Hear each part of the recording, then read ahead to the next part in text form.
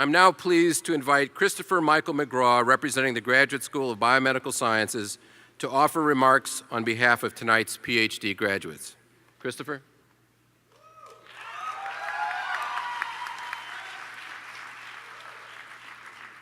We got you in the back, I see, right? Yeah. Okay. Hi. Let's see here. Thank you very much. It's an honor and a privilege to speak to you this evening on behalf of the graduating class of 2013 from the School of Biomedical Sciences. Graduation is an amazing moment for all of us, a time when some things come to an end only to make way for new and greater things. For the mentors and investigators who have trained us, this represents the final stretch of a long, sometimes arduous journey that they began with us several years ago, during which they initiated us into the practices of science and helped us to hone the many skills necessary for success in this field. And for students, this represents the last page in the prologue to our professional careers, as we're now poised, with our PhDs in hand, to author the most substantive chapters of our lives, with many of us soon to begin or having already taken positions as postdoctoral researchers, industry scientists, retaken our place in combined MD-PhD programs, or one of many other exciting possibilities. So congratulations for coming so far. I think that everyone deserves a round of applause.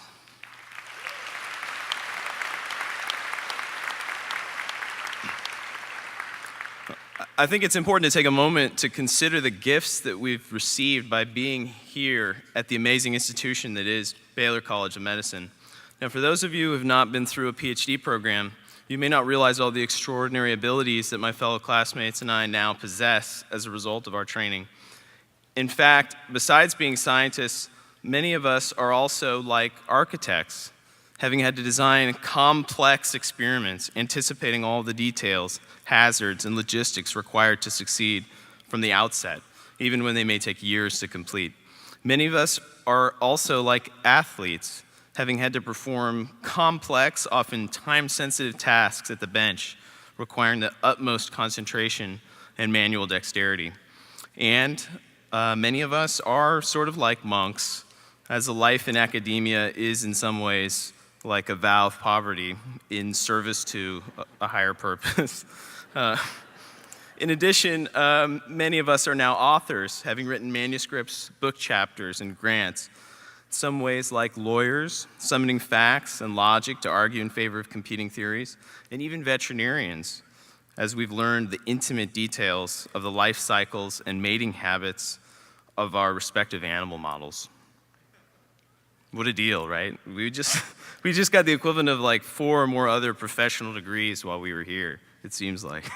But all jokes aside, the sine qua non of a scientist, that thing without which a scientist would not be, is the ability to generate new knowledge using data and theory. This is what makes scientists, and now my fellow classmates and I, so unique and so vital to the health of our society.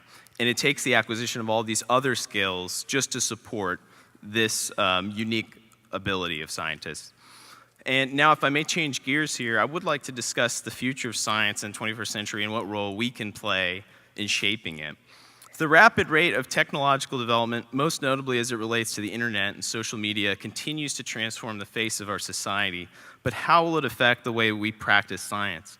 One of the paradoxes of scientists is how they can appear so cutting edge within their domain of expertise, but so conservative outside of it. Take, for example, the workflow of science communication and science publishing, which, although not part of quote-unquote science, is nonetheless a key step in science that limits the rate of science and the overall productivity of scientists. This process begins essentially where the real science ends, with the construction of a scientific manuscript being written, submitted to a scientific journal, reviewed through peer review for the quality, and followed by a churning cycle of revision or rejection and resubmission to another journal takes place before any article can be published, shared with a general biomedical audience.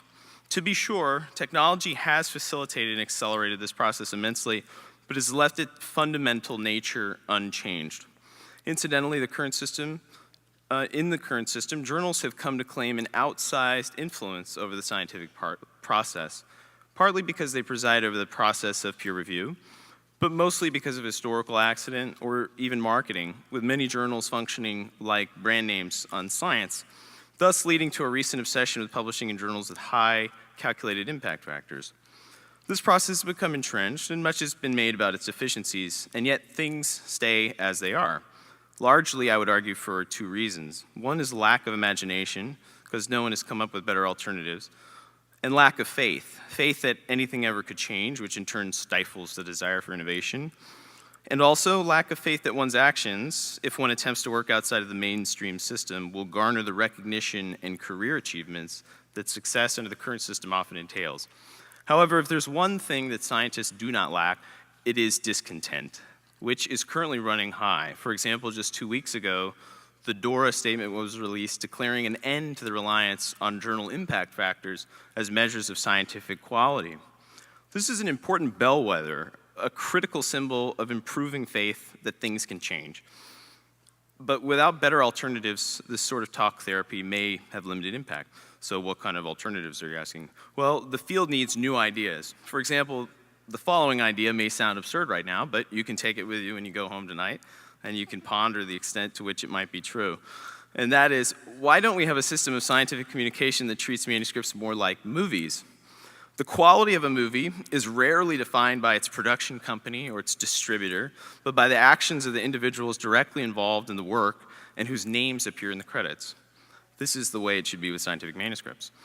And when we want to know the quality of a movie without seeing it, we consult movie critics, which for many moviegoers these days now involves consulting a system of meta-review that aggregates the opinions of many independent critics and yields surprisingly reliable evaluations of quality. This is how it should be with scientific manuscripts as well. With this in mind, a better system would involve one major electronic scientific publishing platform that accepts all scientific publications based only on quality. Fortunately, this exists in the form of PLOS One. However, it would also require a new non-journal-based system of review, akin to the function of movie critic aggregators, that can produce quantitative quality and impact scores based on aggregation of many independent reviewers. Unlike peer review, the system might actually compensate reviewers financially, which would make it fast. And once the system starts functioning in tandem with current systems, scientists will start using these scores to promote their work. Once scientists start recognizing that these scores are superior predictors of paper quality, they will stop relying on journal impact factor and ultimately stop perseverating on where papers are published, ending the cycle. That is why, as we proceed further in this century, I urge all of us, scientists old and young alike, to use our imaginations to envision new and better systems and to have a faith enough to use them. So with that thought, I'd like to end now by thanking the people who've played essential roles in the processes leading up to our being here tonight, our principal investigators with whom we've worked closely, in my case, Dr. Huda Zogby, who's been an amazing and inspiring person in my life, our departments, the program administrators, directors and coordinators of our various programs, in my case, MD PhD program, the program in developmental biology, also other mentors who have guided us along the way in our science, most notably the members of our qualifying exam committees, and also the sources of endless love and moral support, in my case, the brass group, and of course our family, our spouses, our significant others, our parents, siblings, and friends. On behalf of all of us, thank you so much. It wouldn't have been possible without you.